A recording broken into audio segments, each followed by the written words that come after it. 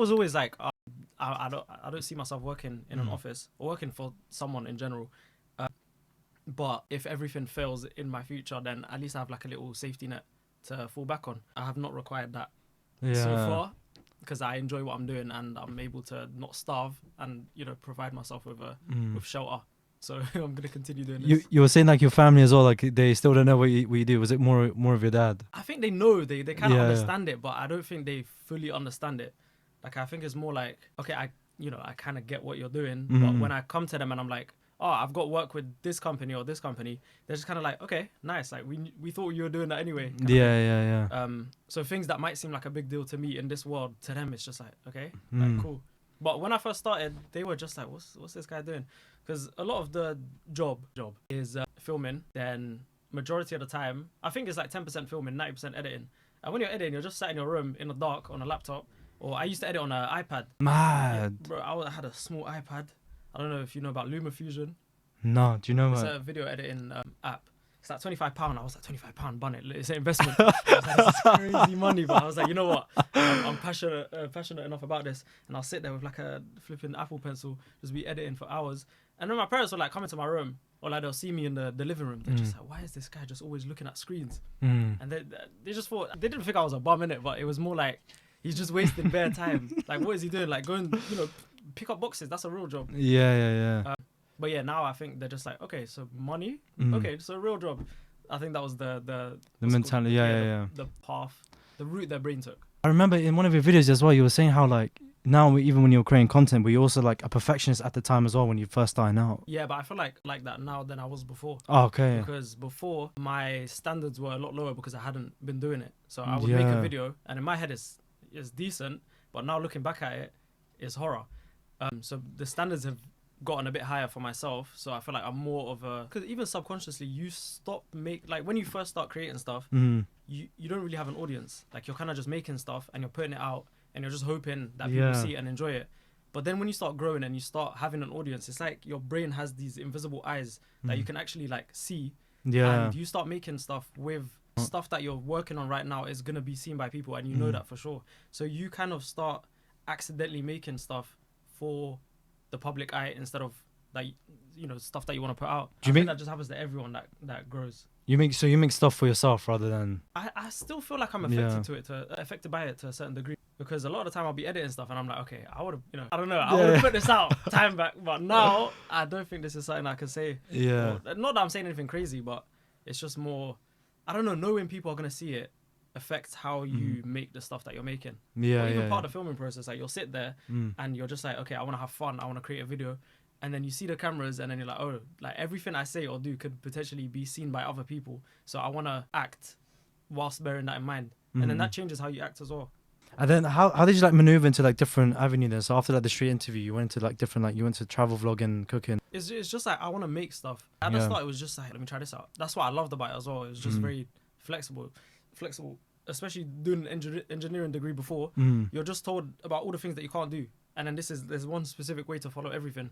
Whereas with this, it was just like, oh snap, I can actually do this if I wanted to. Like the first thing that I did after the street interviews was the like gaming. I don't even play games like that, but I did like I don't even know what they're called. You know when you put yourself in the top right or top left of the screen? Streaming. Yeah, like streaming, but for YouTube videos. Yeah. And then people like that. I was like, okay, why do you like this? Like, I don't get it.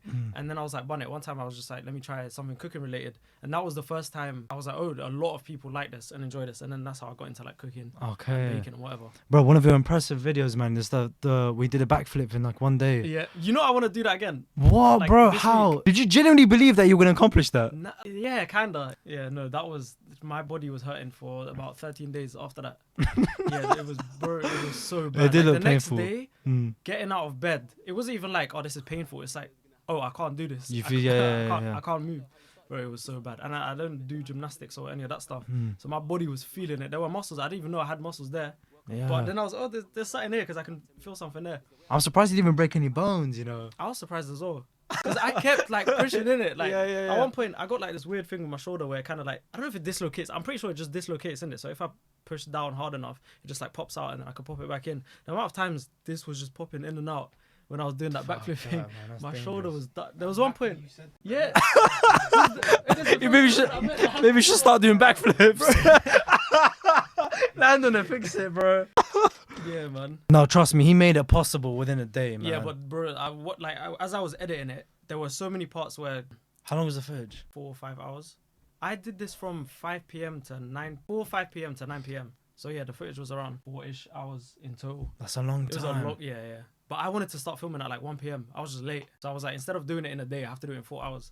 Yeah, because you can see the time as well. Like you can see like the Yeah, it sun going starts down getting as well. Yeah. It starts getting dark, and by the end of it, he's bare shattered. He's like, That was one of the videos where I ended it on a long monologue, bro. It was like 20 minutes, bro. I had to cut it down. It was like a minute and a half at the end, but bro, I was talking for time. I was like, I learned bad. This has been an experience, bro. I feel like my That's brain mad. has grown. I've learned so much from this. it spiraled out of control. Yeah, I ended up bro. doing a monologue. Nah, it was. But yeah, I want to do that again this week, hopefully. Just get back, because I never like fully did it. Like I managed to land it, but not like standing up. You know, people do a backflip, they'll jump up, spin, and now they're just standing again. It looks like judge, but when I was doing it, I would spin, land on my feet, but like kind of just fall a little bit. So I want to try again, revisit it, and try to learn how to do a backflip. Basically. Body weight matters, isn't it? Yeah, I've gotten heavier, man. Really? Yeah.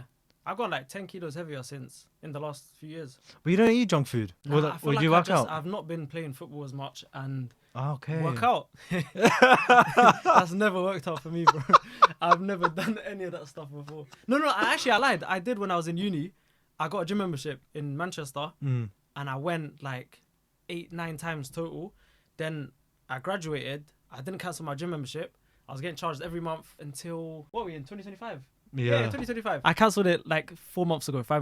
So I've been charged like... You've been paying since uni times. £17 a month since 2021. Yeah, man. Can I calculate how much that is? Bro, I calculate... No, I'd rather you know. Oh, okay, No, no, I'm joking. I mean, I would have not. So what? We'll do... No, I wanted to email them and be like, guys, please, I just forget sometimes. Let's do let's just round up £18, was it? Yeah, 17.99. No, 18. No, 17.99. So, alright, 17. Alright, let's not knock off on me. It'll make a big difference. How much is it? Wait. So for This was 12 months, 17.99 times 12 months. So £215 and 88 pence, and then times that by. I mean, 647. I mean, 640. how much money you got? £647 and 64 pence. Yeah, that's a holiday. You could go away somewhere, bro. I was giving. What's that? I was expecting giving more. remittance payment to the Manchester gym. Who were you even paying? Just no one here. Just I don't know, bro. just for the gym facilities. What was it? It was the gym. Supposed to be. What gym was it? Sponsor him. No, it was called the gym. Oh, the gym. Please, guys, I want to get strong. How was speaking of travel? How was Morocco? I plead the fifth. No, I'm joking. No. I didn't enjoy it too much. You been there before? No, I've never been there. Oh, it That was my your first time. ever in Morocco. No, okay, I lied. I didn't like Marrakesh that much. Yeah. Just because I felt like a walking wallet the whole time. It was a weirdly dehumanizing experience. Usually, You know about that? bro, you know when you feel dehumanized there, usually it's like someone, looking down on you. I felt like people were looking up to you, but they didn't see you as a person. Yeah. And legs, and that's it. Yeah. That's what I felt like. Alright, Revolut, shout him. That was intentional. Yeah. Please. But yeah, because when I was there, I remember like there was one kid who came up to me asking for change, and then all of a sudden, 2 minutes later, I see a whole swarm of family running towards me. Bro, they tell each other. They saw me as a bank or something. I don't know what it was. I'm just like, what have you done? I thought I trusted you. That was my boy as well. He kept getting scammed. Like the kids just seem so like genuine and nice. Yeah. I'll go up to him and he's just like, yeah, here, take something. And then he'll bring his boy.